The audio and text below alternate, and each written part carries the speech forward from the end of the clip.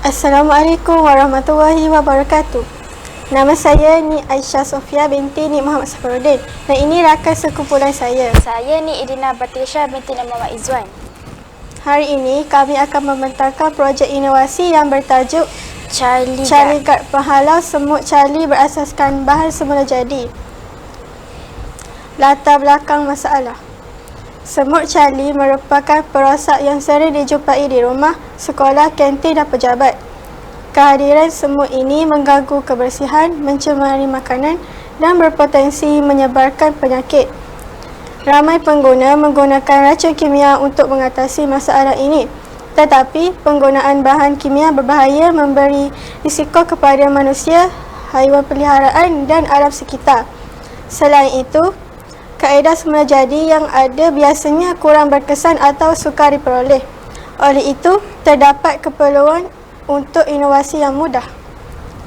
Objektif 1. Menghalau semut Charlie secara efektif dengan menggunakan bahan semula jadi. Kedua, membangunkan penyelesaian yang selamat untuk manusia, haiwan peliharaan dan alam sekitar.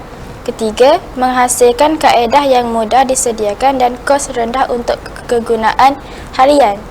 Keempat, penyediaan inovasi yang mesra alam dan praktikal untuk rumah, sekolah, kantin dan lain-lain.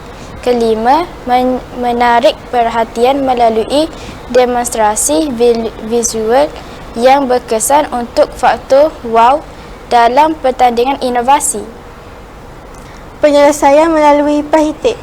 Pertama, bahan semula jadi dan selamat. Menggunakan serbuk kopi terpakai, kulit oranye, cuka putih dan minyak pati pudina tanpa bahan kimia berbahaya. Kedua, mudah disediakan. Bahan mudah didapati, dicampur dan disembur menggunakan botol semburan. Ketiga, berkesan menghalau semut. Semut enggan melintasi kawasan yang telah disembur, terbukti melalui demonstrasi. Keempat, mesra alam dan kos rendah. Tidak mencemari persekitaran dan sesuai untuk penggunaan harian dengan kos yang minima. Kelima, faktor wow dan praktikal. Memberi pengalaman. Abstrak. Semut Charlie merupakan Ni nak lebih sikit. Ini ialah abstrak kami kita jawab. Okey, ready? 1, 2, 3. Ini ialah abstrak kami. Ini pula ialah rujukan yang telah kami buat. Bahan dan peralatan: serbuk kopi terpakai, kulit oranye, cuka putih, minyak pati pudina dan air suam. Metodologi. Pertama, kisar kulit oranye hingga halus.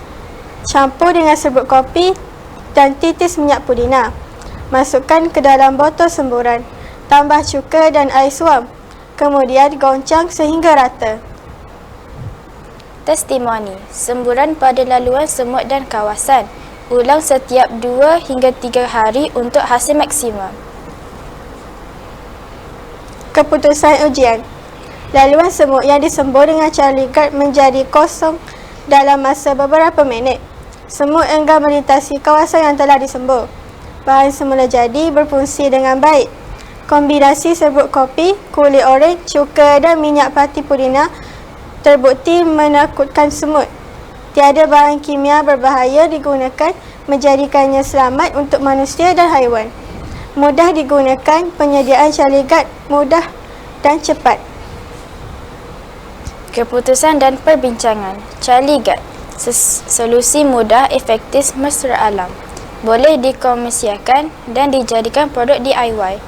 Galakan penggunaan bahan semula jadi di rumah. Kelebihan inovasi. Mudah dan murah, berkesan terhadap semut, selamat dan mesra alam, aroma semula jadi dan unik. Impak inovasi Charlie Guard. Sesuai untuk rumah, sekolah, kantin dan pejabat.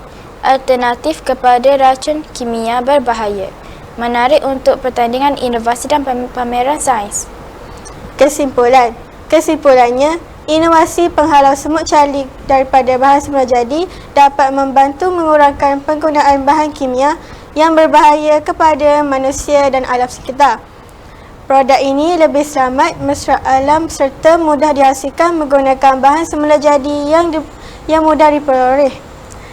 Selain itu, inovasi ini juga mampu membantu masyarakat menangani masalah semut Charlie dengan cara yang lebih efektif dan selamat.